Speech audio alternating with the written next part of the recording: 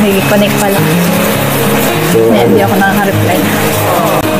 valedictorian ka daw, sabi niya eh. Valedictorian. Tagapalapak lang po. Isang mapagpalang araw po sa ating lahat. Magandang araw at magandang gabi po sa ating mga viewers po diyan. Mega love shoutout po sa ating lahat. Graduation ni Beyonce. Hindi na darating ang sponsor.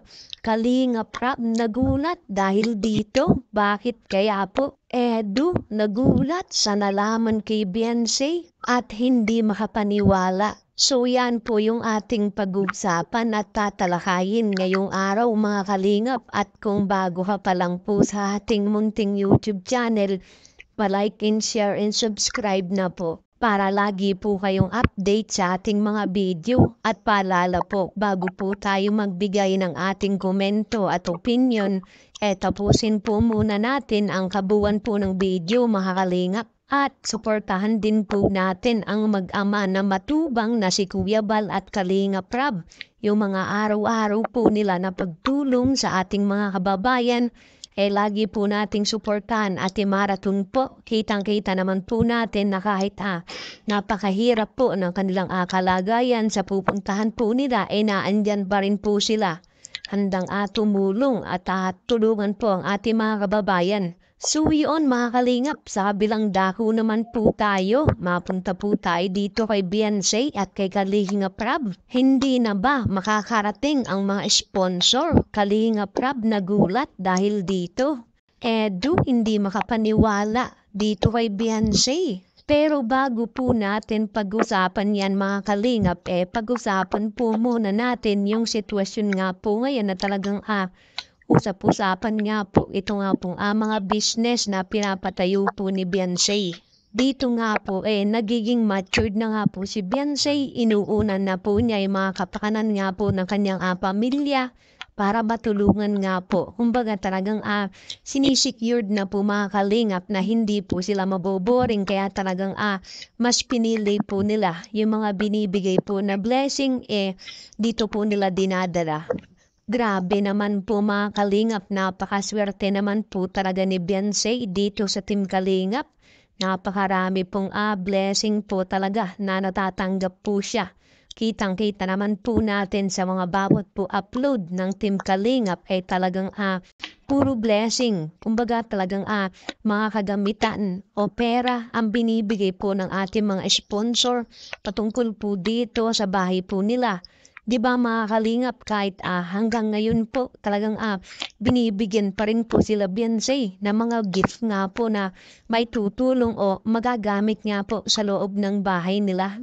Masasabi ko po mga kalingap na napakasimple na lamang po ng buhay po nila Beyonce. Talagang wala na pong hinihiling. Kumbaga talagang nabigyan na po ng magandang buhay, magandang bahay. Ito nga pong pamilya ni Beyonce. Ngayon po mga kalingap, ano po kaya ang plano po ni Beyonce sa kanyang pag-aaral? Ano po kaya ang kukuhanin po niyang kurso?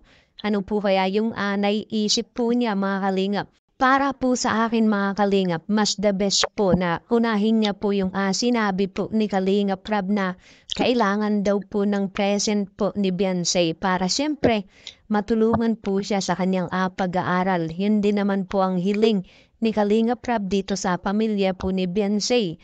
At sana, yun nga po, kumuha po si Beyonce ng kanyang kurso na talagang kaya niyang isabay yung pagbablog. Diba? Sabi naman po ni Kalinga Prab, hindi naman po mahirap yung pinapagawa po niya dito kay Beyonce at hindi din naman po lagi kasama po si Beyonce sa mga bawat vlog po.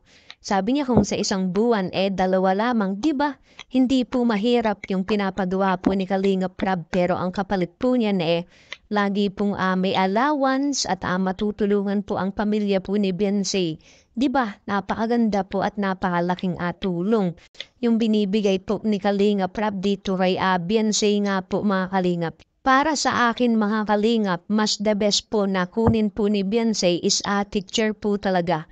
Okay na okay din naman po yan mga kalingap. Kayo po mga kalingap, ano po yung may sasuggest nyo o maipapayo nyo po dito pagdating po kay Beyonce dito na po sa college? Alam naman po natin na napakahirap po dyan at talagang magpo-focus po siya kahit ano pong kurso ang kunin po niya ay talagang bibigyan niya ng time kasi naandito na po ang future na kailangan po kahit mag-isa gagalaw po siya. At so yun nga po mga kalingap, sabi din naman po ng papa po ni Beyonce mas mabuti daw na mag-boarding na lang daw po si Beyonce doon nga po sa daet kesa po sa mag-uwian. Siguro po mga kalingap napakalayo po nun. Siguro mas maganda mga kalingap kada linggo uuwi po si Beyonce pero Lunes hanggang Biyernes mga kalingap siguro na andun po siya nagbo-board. Paano naman po kaya mga kalingap ang Papa Edge po natin? Malulungkot po yan pero alam naman po natin na gagawa po ng paraan yan. Makasama lamang po itong si wifey natin. At alam naman natin na lagi na pala itong may contact o usapan sa messenger. Sabi nga po ni Beyonce hindi din po siya makakapag-reply dahil mahina nga po ang signal doon po sa kanilang bahay. Pero yun nga nasabi po niya talagang nag-chat pala itong dalawa po mga kalingap. So yun po mga kalingap, dito nga po tayo mapunta kay Beyonce. Sponsor nga po, makakarating po ba dito sa graduation o nag-back out na rin po? Kalingap Rab nagulat dahil dito. Hindi nga po makapaniwala si Kalingap Rab dahil nga po dito sa nangyari nga pong tindahan. Bakit nga po nag-back out ito nga po mga sponsor dito kay Beyonce? Alam naman po natin na wala nga pong dahilan kung bakit po nag-back out kung kailan po nasimula na. Kaya dito alam naman po natin na nanulungkot po yan si Kalingap Rab kung kailan po nagsisimula yung mga business na talagang on the way na po mga Kalingap naging bato pa. Siyempre, si Kalingap Rab naggusto din naman po na maging successful po si Beyonce. Malulungkot din po yan mga Kalingap. Ito nga po yung mga usap-usapan din po na talagang darating po ba ang mga sponsor o hindi po din makakarating dahil sa mga nangyari nga pong ito. Ngayon nga po mga Kalingap wala nga pong patunay o kung mangyayari nga po na darating po ang mga sponsor dito po sa graduation po ni Beyonce. So yun nga po mga Kalingap, ito nga pong si Papa Edge, nagulat nga po dito kay Beyonce natin kung meron nga pong honors o valedictorian nga po. Pero alam naman po natin na napakasipag naman po sa pag-aaral po ni Beyonce kaya hindi po yan mawawalan mga Kalingap. Baayan po pasok po yan sa with honors po. Kayo po mga Kalingap, ano po ang sa tingin po ninyo? May honors po ba si Beyonce at sana makarating nga po itong ating mga sponsor para suportahan nga po itong si Beyonce po natin at syempre tanongin din kung ano yung mga plano po niya sa kanyang buhay. Alam naman natin na naandyan pong sponsor para suportahan po si Beyonce at mahal na mahal din po. At yun na guys ang nangyari sa EDC guys no. Hanggang dito na lang ang ating reaction video ngayong araw na to guys no. At kung bago ka pa lamang sa aking YouTube channel, please like and subscribe na rin po at pakipindot na rin po ang notification bell button para updated po kayo sa mga ilalabas nating mga reaction video mga Kalingap no. At suportaan po natin ang buong Kalingap na si Kuya Balsads Matubang, Ate Ana Vlogs, Kalingap Rab, at buong Kalingap team at mga Kalingap Reactor guys no. Hanggang dito na lang ang ating reaction video. Maraming salamat sa panonood. Stay tuned lagi at maraming salamat. I love you all. Mwah mwah. Chup chum. Bye bye.